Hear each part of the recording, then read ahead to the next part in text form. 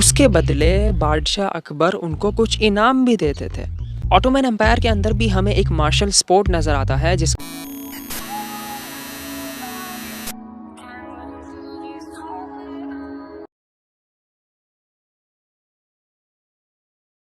जो Islamic society थी वो वर्ल्ड स्टेज पर मिलिट्री के मामले में काफ़ी ज़्यादा एक्टिव थी।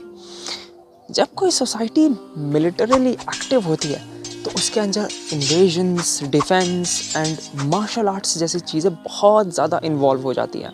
मुस्लिम हिस्ट्री के अंदर मार्शल आर्ट्स कई जगहों पर इस्तेमाल हुए हैं। इसके कई सारे हमें एग्जांपल्स दिखते हैं। मामलुक सोल्जर्स से लेकर जानिसरीज तक मुस्लिम्स मार्शल आर्ट्स के अंदर एंड मार्शल साइंस के अंदर काफ़ी ज़्यादा एक्टिव थे।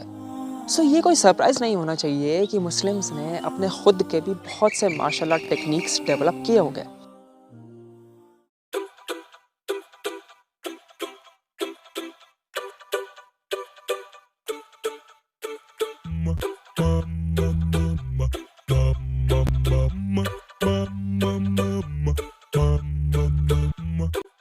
अभी मैंने दो टर्म्स मेंशन करी, martial arts and martial science. इन दोनों में डिफरेंस क्या है?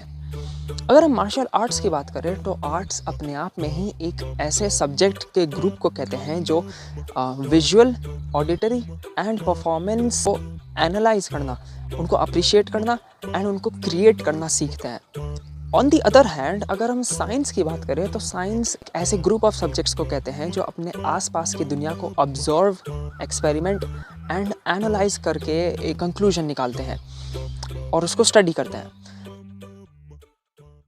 कुछ मार्शल आर्ट्स जो मुस्लिम्स के साथ एसोसिएट किए जाते हैं उनके अंदर आता है सिलात, वुशु, कुवात अल रमी एंड UMMA। ऑटोमन एम्पायर के अंदर भी हमें एक मार्शल स्पोर्ट नज़र आता है जिसको कहते हैं मतराक। मतराक के अंदर ऐसा होता है कि एक इंसान एक ट्री के स्टंप को लेता है एंड उसके ऊपर अपनी तलवारबाजी प्रैक्टिस करता है, काइंड ऑफ जैसा तुमने मूवीज़ में देखा होगा। मुग़ल एम्पायर के अंदर भी हमें एक शानदार एग्जाम्पल दिखता है पहलवानी का। मुग़ल एम्पायर के अंदर भी लोग पहलवानी टाइप के एक स्पोर्ट को प्रैक्टिस किया करते थे जिससे उनकी मसल स्ट्रेंथ इम्प्रूव हो।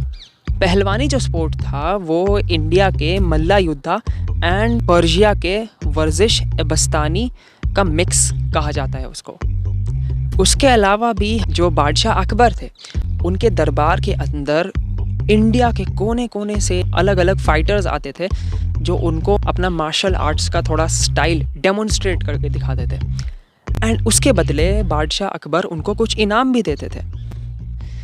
इवन अब्बासिड एम्पायर के अंदर भी हमें एक एग्जांपल दिखता है जिसमें खलीफा अल मुस्तकफ़ी जो थे उन्होंने अपने टाइम पर टाइग्रिस रिवर के अंदर स्विमिंग के कॉम्पिटिशन्स भी किए थे। उसके अलावा वो पब्लिक प्लेसेस के ऊपर रेसलिंग भी ऑर्गेनाइज किया करते थे। अब ये तो हो गई जनरल बातें। एक स्टोरी भी है मेरे पास तुम्हें मार्शल आर्ट्स की बताने के लिए। ये स्टोरी है फेमस चाइनीज़ मुस्लिम मार्शल आर्टिस्ट वैंग ज़ीपिंग की। ये एक चाइनीज़ मुस्लिम थे जो चाइनीज़ मार्शल आर्ट और चाइनीज़ दवाइयों की नॉलेज रखते थे। इनके बारे में ये बताया गया है कि ये शाओलिन कुंग फू के लीडर थे एंड वुशु फाइटिंग टेक्निक जो होता है उसके एसोसिएशन के वाइस प्रेसिडेंट भी थे। इनकी पैदाइश 1881 में हुई थी। वैंग कितने ज़्यादा रिस्पेक्टेड इंसान थे इसका तुम अंदाज़ा इससे लगा दो कि उनकी रैंक ग्रैंड मास्टर के लेवल की थी। वैंग जब थोड़े यंग थे तब उन्होंने बॉक्सर रेबेलियन के अंदर हिस्सा लिया था जापानीज़ लोगों के खिलाफ, जिसकी वजह से उन्हें फिर अपने घर से भागना पड़ा था। जब वो भाग कर गए थे तब वो